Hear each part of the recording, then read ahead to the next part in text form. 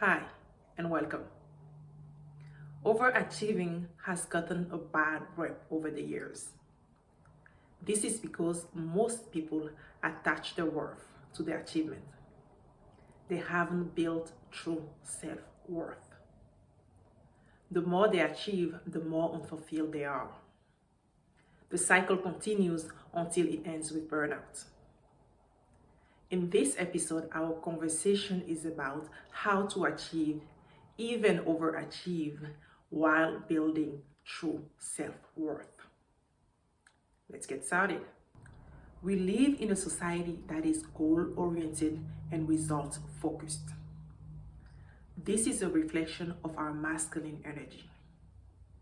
The masculine energy is all about doing. It is a goal-focused energy. It is all about the outcomes, the results. How quickly and efficiently can I get to my goals? The feminine energy, on the other hand, is about being.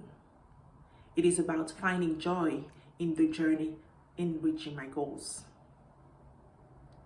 While it is important to reach our goals, it is equally as important to find joy in the journey. Both the masculine and the feminine energy are important as they serve different purposes. The issue comes when we attach our worth to the results, to the achievements. When we attach our worth to our achievements, we feel worthless when we are not achieving anything. We struggle to relax, to rest, because we are not being productive. We feel that we are not adding value. We are also not building true self-worth. You see, our identity is attached to our achievements. So when the achievements are stripped away, we feel worthless. That was me for many years. For me, the shift happened when I realized that I was operating solely from my masculine energy. I did not allow my feminine energy to come in. See, the feminine energy is about finding joy in the process to reaching your goals.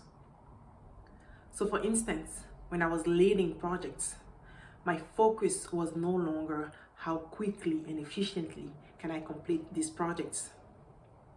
It was about the connection I was building within my team, the interactions we had, the trust that was being built within my team and with my clients. I allowed for my feminine energy to lead, and the quality of my interactions became how I measured my growth. My intention was to leave every conversation feeling that I added value to the other person. This could be by offering a new perspective, by sharing a moment of laughter, or simply by creating space where people feel safe to share their thoughts without judgment. My intent became to connect with the person behind the task. Gradually, I shifted my focus from the results to the process. I noticed a change in myself. I felt less stressed and less pressured. I took time to build meaningful connections, and those connections led to me getting better results. So when I got to the finish line, I didn't only celebrate the results, but I also took time to reflect on the joy that I experienced along the way. After a while, I reached a point where I no longer attached my worth to the result. I had built a strong self-worth, and I knew I was enough. The achievements didn't add any value to my worth, and not having them did not diminish my worth either. So how did I get there? Number one, I figured out where the need to overachieve came from. For most women, this wound comes from the relationship we have with our father. If growing up you were praised a lot for your achievements, and if those praise came from your father, chances are you have attached your worth to your achievements. It is also important to examine the relationship you had with other male figures in your home growing up. In my case, the wound came from my brother. When I was 6, 7 years old, he made a comment about me not receiving any prizes because I was not top of the class like my older sister. See, back then, at the end of every school year, the top 3 students of each class received prizes.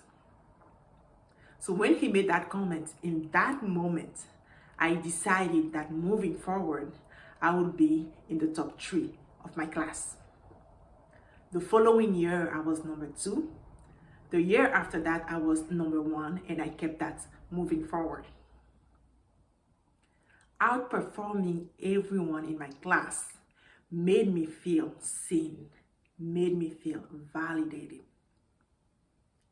In that point in time, I attached my worth to my achievements.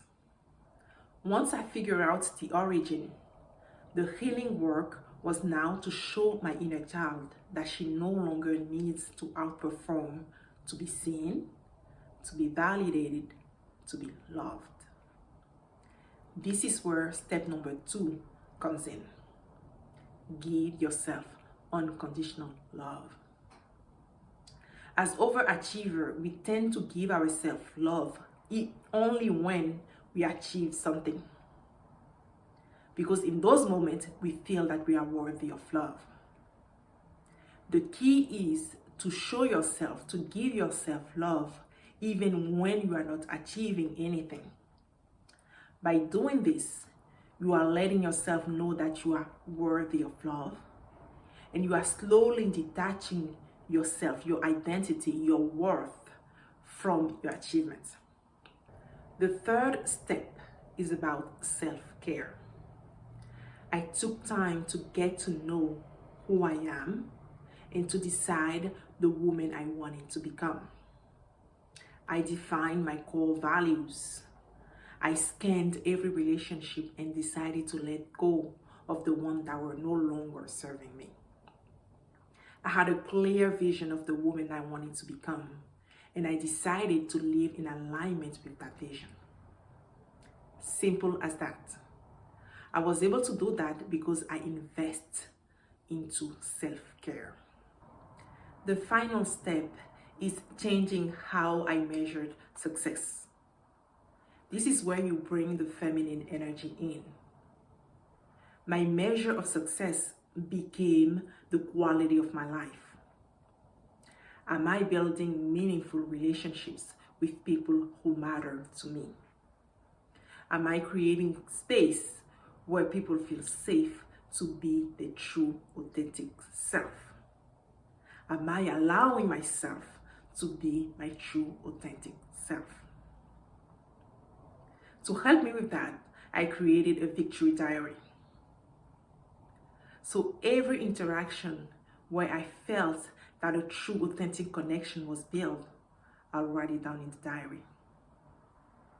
Every time that I choose myself over pleasing others, I'll write it down. Every time that I remembered that my worth is innate, that my worth is not up for debate, I'll write it down. This helped me build true self-worth.